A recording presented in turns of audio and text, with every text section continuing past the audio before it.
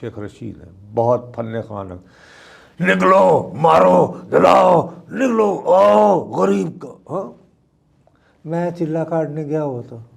بھائی تم باہر آئے تھے؟ اچھا ابھی 2-3 مرتبہ ذکر کیا ہے.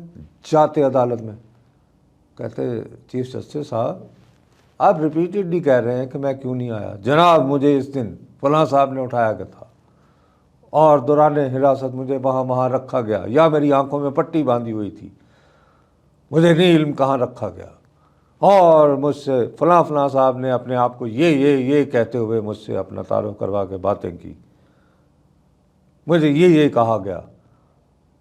تو اچھا بھائی جب سب کچھ ہو گیا پھر تمہیں چھوڑ کیوں دیا گیا؟ تم آپ چلا کیوں پکارتے ہو؟ خود کہو چلا. میں تو چلا کاٹنے گیا تھا. میں کہوں شیخ صاحب نے بڑی زیادتی ہوئی ہے جی، اس کے محلے کے اندر وہ لے کر جاؤ مائک تو پتہ ہے کیا کہتے ہیں، چھوڑو جی یہ شیخ دقیق پہ آخنے ہو، وہ ایسی سبزی ہے جی جس ہانڈی چ پاندے وہ پک جاتی ہے. آئی سوئر آن گاڈ اٹس آن، کہیں بھی فٹ ہو جاتی ہے. It's on mic. نہیں یہ میں نہیں کہہ رہا ہوں، I have it on recording from his محلہ. اس موصوف کی وہ نام نہاد لال حویلی سے ہارڈلی یعنی کہ 30 فٹ کے فاصلے پہ بندہ کھڑا ہوا، یوں دیکھ کے کہہ رہا چھوڑو جی اس نے کسی اور نہیں گال کرو.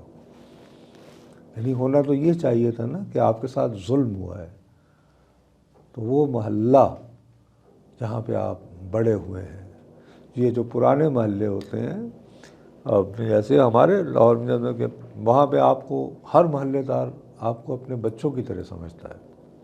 ایسے ہمارے ساتھ ہم جس محلے میں بڑے ہوئے، اسکول گئے یہ وہ، وہاں کا ہر خاتون یہی ادرا آوے تو کی گالے بڑا تو لسا جائے لگنا پیا میں کی گالے بڑا دینا تو ٹی وی تے نہیں آیا اس طرح.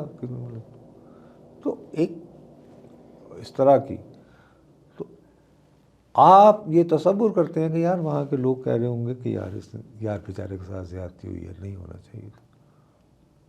وہ کہہ رہے ہیں باجی 2 چڑنا پہیاں سودے سدھا ہو گیا. ہاں اور کیا حال ہے؟ تو یہ اس ظلم کی بات کر رہی ہے پی ٹی آئی. میں پی ٹی آئی کی بات ایز سچ کوئی وہ بات ہے، میں عرض یہ کرتا ہوں کہ بھائی، اور دوسرے صاحب سے صداقت عباسی صاحب آپ چلے جائیں بھائی.